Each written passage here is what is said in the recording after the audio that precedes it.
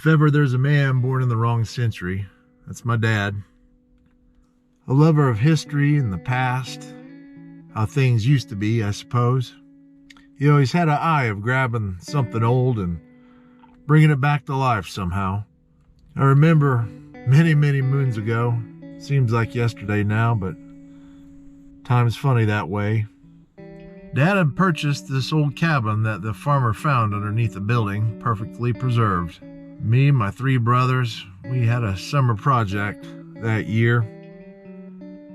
Taking those logs apart, those boards, those nails, put labels on all of it. My dad loaded up that cabin, those pieces of the puzzle, on a flatbed truck and took them back to his property in Lawrence County, Indiana. He reassembled that whole thing, building a chimney from the ground up with stones and mortar, chinking all those logs, setting the foundation.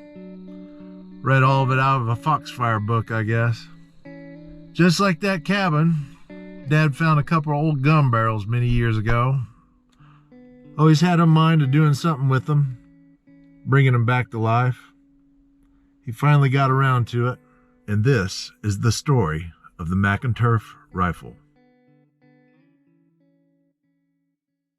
Hi, I'm Brent Steele, past president of the National Muzzleloading Rifle Association in Friendship, Indiana. And I wanted to take this opportunity to photo document something that I think is singularly unique. At least it's unique in my perspective. I've been involved in this sport for over 50 years, and I found something that I turned into a modern gun from a piece of iron that was over 200 and probably 250 years old. And I want to tell you about that. About 35 years ago, I was in a gun shop. The man's name was Rick Ryan. He's dead now. And he had a couple of old muzzleloading barrels leaned against the wall. And I asked him what he was going to do with it. He said, well, I'm going to run it through the bandsaw, cut them up, and make tent pegs. At that point in time, he had him a teepee, and he was going to turn them into teepee pegs. I said, oh no, don't cut those barrels up. So we traded, and I ended up with a couple of barrels. They're hand-forged steel barrels, probably made around 1750. They were flintlock, original, and one was in a 32 caliber and one was in a 40 caliber. So they laid around my shop for quite a while, and I meant to do something with them, and you know how that goes. I put it off. I finally met a man down at Friendship. His name is Ben Quearry, and I thought it was important to photo document this and spread it around, at least to those people like you who are interested in the sport of muzzleloading and black powder firearms. This is the second barrel. This is the 45 caliber barrel. It has a brass original front sight on it. The original touch hole for the flintlock has been cut off. The barrel's been shortened. The gun that I had made, and I'm going to show you here in a minute, is called the Israel Mcinturf Rifle. And this is what Ben Quearry says about it. And I want to read you a little bit about it. This rifle is my rendition of the Israel Mcinturf of East Tennessee, the same kind of gun that he would have made in the late 1790s, possibly early 1800. The first mention of Israel Mcinturf Sr. in Tennessee is in the Carter County tax reports for the year of 1796. The report lists him as owning 60 acres of land. According to the court records, Israel was born in Shenandoah Valley, Shenandoah County, Virginia, in 1775. He very likely learned the art of gunsmithing from the early Virginia gunsmiths of his day. His early rifles were much like guns made in Northern Virginia by the gunsmiths of that era. Israel Sr. moved to East Tennessee and set up a gun shop on Buffalo Creek in Carter County in the late 1700s. According to the 1820 Census of Manufacturing and Trades, Israel is listed as involved in rifle and gun manufacturing. The census notes a number of details around the shop. He had 4 employees, probably his sons, whom he paid $480 a year. He used an estimated 1 ton of bar iron and 2,000 bushels of coal. His equipment was all working and in good order. The equipment included 1 water wheel, 1 grindstone, 1 boring machine, 2 anvils, 2 vices, 2 bellows, 2 hammers, trip hammers. Israel claimed $600 in a capital investment with $20 worth of contingent expenses. The products manufactured are listed as rifles and gun barrels. The annual value of products sold was $1,500 a year. In 1820, Israel ran the largest operation for making gun barrels in the state of Tennessee. He died in March 1851 in what is now northern Unicoi County. In making this rifle, I used the basic Roman nose stock profile and iron furniture design of the early Israel Mcinturf rifles. I've added a few fancier elements of my own design while keeping with the McInturf style. I used an original wrought iron barrel, which I've told you about, a Liston Rye splintlock. The old barrel was refurbished and hand-reamed by John Cleggy to a 36 caliber. And they choke-bored it. In other words, it gets a little wider as you go down toward the base of the barrel. And the whole reason of that was that once you push a patch ball down, it goes down smoother, easier as it goes toward the base of the barrel. All other parts of the gun were hand-forged and hand-made by Ben Quearry. Everything on the gun, including each wood screw, was handmade. Southern mountain guns were often made by very religious people. Numbers from the Bible are often seen throughout the construction of an old gun. For example, 7 for luck and 3 for the Holy Trinity. These are often seen in themes in rifles. For example, this McInturff rifle has 7 screws holding the butt plate and toe plate, 7 screws holding the patch box in place, and there are 7 silver wedding bands made on the butt plate and the ramrod thimbles. This makes 3 sets of 7 for the Holy Trinity. In the old mountain school of gun making, details such as these were both to pay homage to God and for a measure of good luck when it came time to shooting. The silver bands and the 2 rows of Sharon that you'll see in inlays are made of pure coin silver, as is the front sight. Now the front sight is coin silver, and it's the original front sight.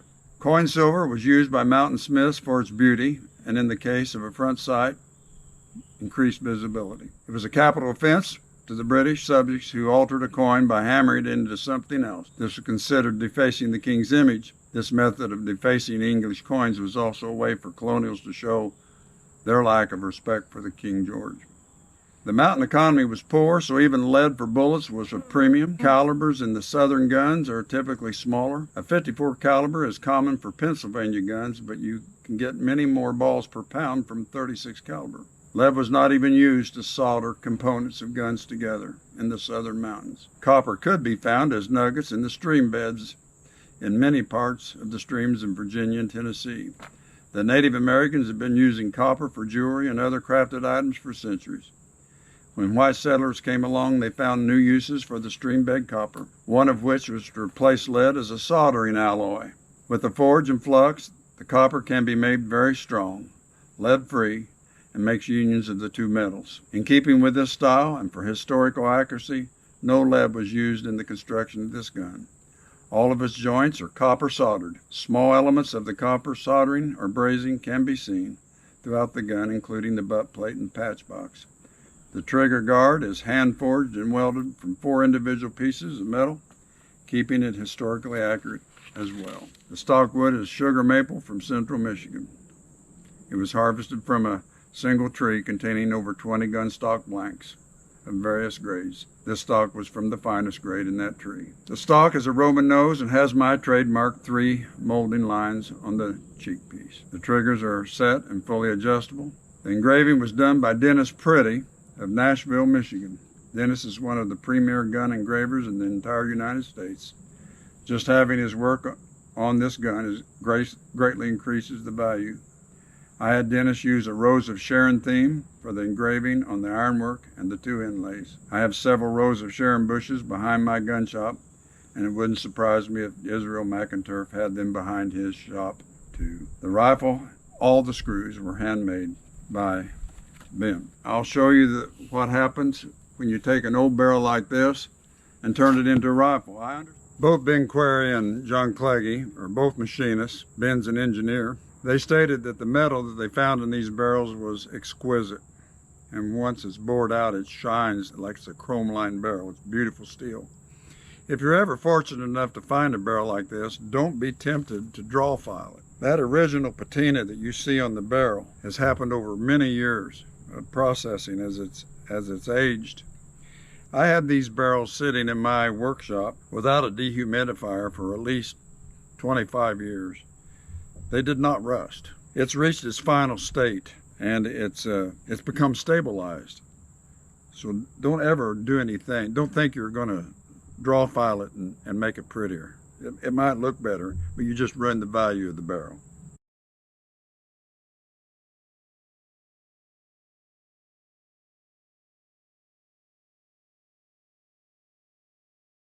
This is the finished product that Ben came up with. As you can see, it's Roman nose. One of the interesting things is when we found the original barrel, where the original back sight was, as the man who owned that rifle, as his eyes changed as he got older, he moved the sight forward and he hammered in a piece of lead ball. We left it just the way he had it. Right up front you'll see there's the wedding bands, 1, 2, 3, 4, 5, 6, 1 on the buttstock.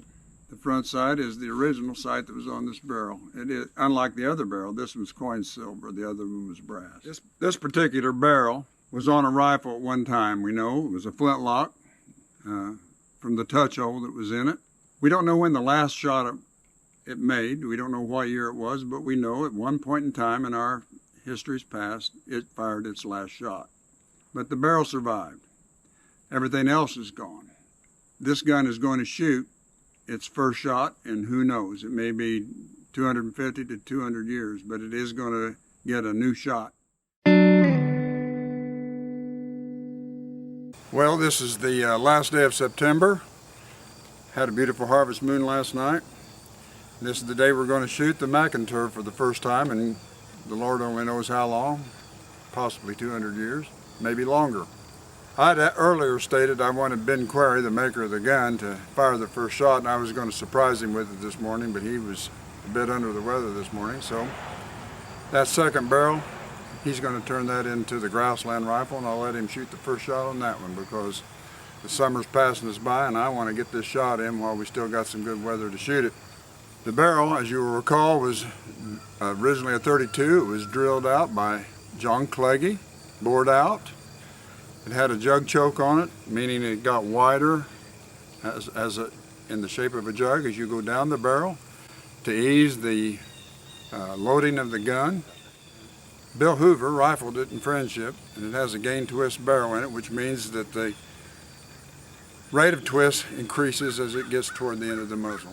Also, it has, if you'll notice when you, in the later filming, we'll show you, it has an offset stock, so that when you get your well point, you're directly behind the sight on this Roman nose. Bill Hoover, who rifled the gun, said that we should start off with 355, which I've got a bag of, move to 358, and then shoot a 360s in it and see which one gives you the tightest pattern, and that's what exactly we're going to try to do. And I'm terribly excited about this, and we're going to film it.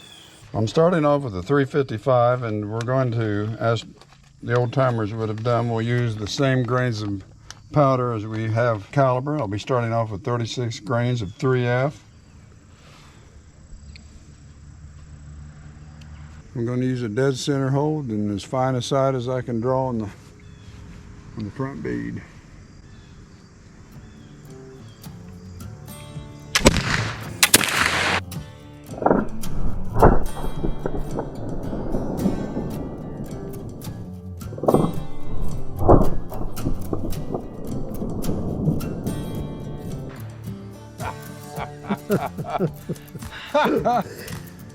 Oh.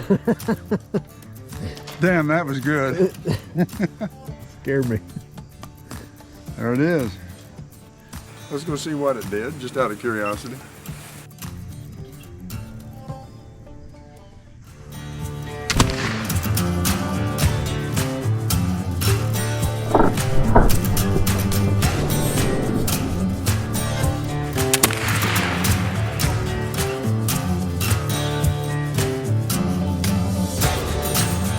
Third shot, 358 ball.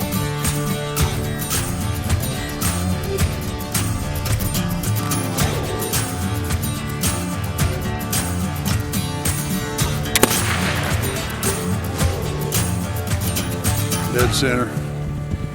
Just maybe a half-inch high off dead center.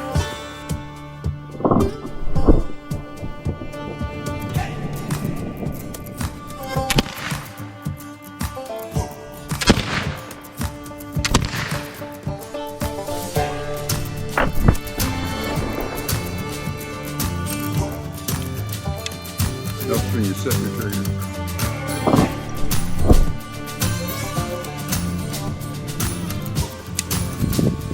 All the guys that know anything about barrels say that this old steel barrel's dead. There's no harmonics hardly left in this barrel.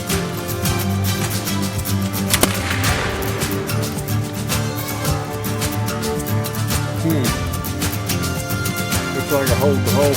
I don't know. You don't know how bad I want to put this third one in the same hole again.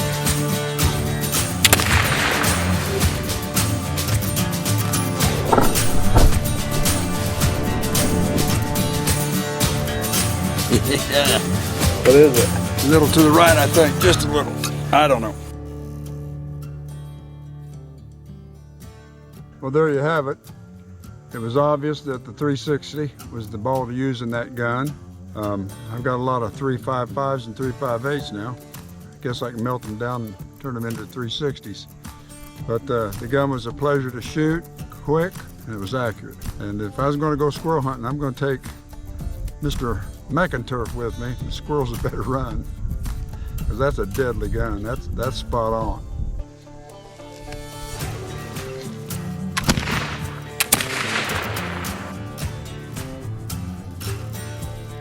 All right. We'll go for the headshot.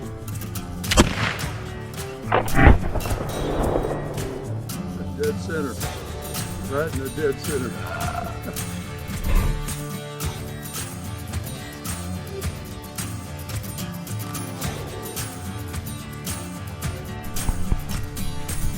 Fire in the hole.